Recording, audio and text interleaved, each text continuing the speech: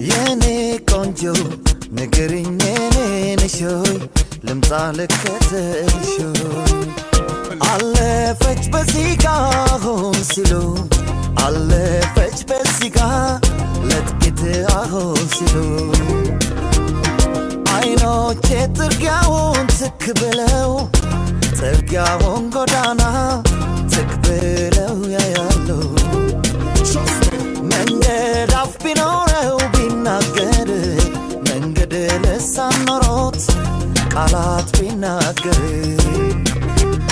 የኔማ ጓደኛ ሚስጥረኛ ሚስጥረኛ ጓዴ እሱ ይሆን ነበር